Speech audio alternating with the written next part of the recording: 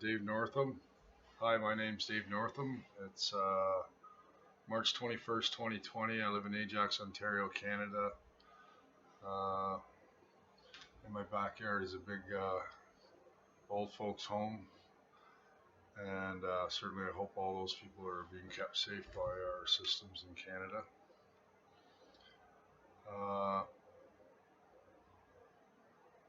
I was noticing that the cause of this was that people wanted to keep their reputations as being perfect human beings, and as part of their order or their system or their hierarchy, or uh, they found the need to protect their own reputations at the expense of the health of the public and people. And in general, we give up our power, we give up our rights, and when we give up our rights, we're still left with all of the responsibility of having given up those rights. Through the actions of others can affect us, and at this point in time, either some of us are going to try to accept the highest degree of responsibility for our actions by not making others sick, and or but I know I went to Walmart today, and I don't want to spread. I don't think I'm sick. I don't think I've been exposed, but I certainly don't want to be responsible for leaving any germs around where I was going, because you really don't know one way or another. But anyways, the cause seems to me that organizations all over the world men make organizations, and we give up our rights to in order that these institutions make our whole society safer. And right now, they're either going to fail us, or they're going to show what they are. They serve the higher orders of power rather than the actual people. This is one of the only times we are being taught that we are all equals. We are all equals. This disease goes across all of humanity. Behind me is a painting I did of Earth Risen. That was the day that we flew across the back of the moon, and discovered that I was watching television that day. I think I was with 600 other million human beings on the planet. That was not a United States event. It was words of my hero, one of my heroes on the other side.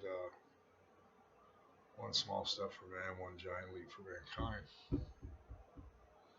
Still a big deal to me, 50 years later. And the picture's still a big deal. It should be a big deal even more so to all of us out here. But one thing should be really apparent at this time.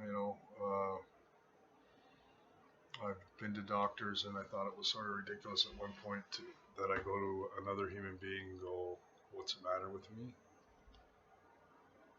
Uh, Doctors save our lives and extend our lives, and protect us from our own stupidity. I've been stitched up and had a knee fixed, and I'm certainly grateful to the skills that people have in their hands. But we can't count on doctors to stop this, although we trust them to. I don't think any one human being is going to stop this. No human power, no single human power can stop this. We are now all equals. Our leaders, our systems, and our justifications of disparity has changed. I am human. I am not an animal. I'm a citizen of the planet Earth. The only power I surrender to others is I don't want to walk in front of you. I don't want to walk behind you. I want to walk next to you. I wish to know the brotherhood and sisterhood of man, mankind and womankind. I'm a human. I'm not an animal. I am an equal. I am now. I am now an equal.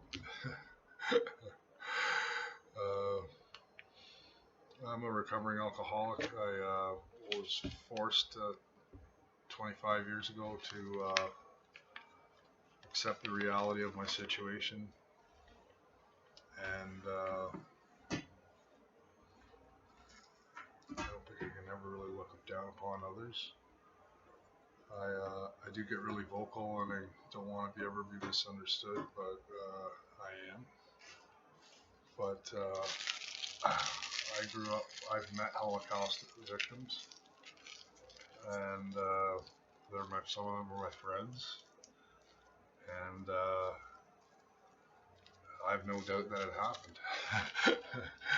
And I was told at the beginning of my life that as I bounced on a veteran's knee for the first 7 years of my life, my grandfather was away from 40 to 46, and his brother's grave, who was just Sheldon, his grave's marked Driver, and a whole man's life defined by Driver. And today, simple man, truck drivers, probably one of the people that majorly contribute to our well-being. And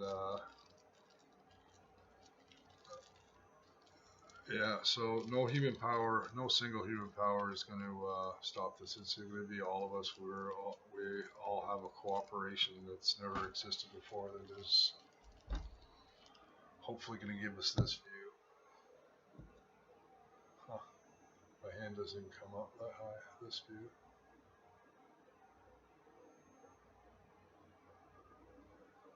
And understand that the CO2 levels are dropping. So there's even going to be more work out because all of the Save the Planet people are going to be out of work. Yeah.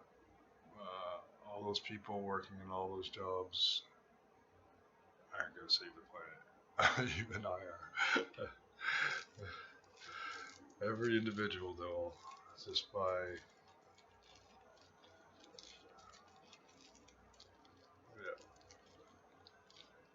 enjoying life. There's been a lot of political stuff going on all through the last 50 years of my life, and most times there's only the right thing to do, and then there's those that don't want to do the right thing because they want things to keep the same as they are because they've already got a slice of the pie and they like having a big slice of the pie. But one of the richest Americans always didn't want the whole deal. He just wanted a little piece of a big thing. And when the worst case situation came along, he accepted the worst case situation and did everything he could to improve upon it. So that was John Paul Getty, I think. And we need some wise people, wise decisions, and consensus and quorum as things move together. And I'm quite surprised. You're going to gather the parliamentarians wherever they are in the world all together to a central point, and then send them all back home. Yeah, we have extraordinary times. So it'd be nice to see people not spreading the disease through parliaments. But here in Ontario, we have an infection inside a nursing home, and that was the very thing that they had set out to prevent. So I'm not a human, and I'm not an animal. I am now an equal. I'm a free man. I have the rights of a free man, but I don't have the right to inflict my will upon others. And I hope that everybody suffers the consequences of consciousness, and everybody's consciousness gets a lot bigger with a one world view. One world. One world. And only one man was first. He was pretty brave. No one had ever gone before him, and through watching one of those history films, he said everybody else followed what they did, and I think that that's sort of true. I mean, we tend to really admire the people who are first and put them up on pedestals, and certainly are, but I mean, really, we're a relatively young species. We're still discovering a lot of things about the complexities of life, and there was 400,000 people on the ground that all were directly part of the pieces of the Apollo program, and certainly they all experienced the joy of being there. But I know I watched it, and I just thought, wow, they can do anything. We're gonna have to prove it now.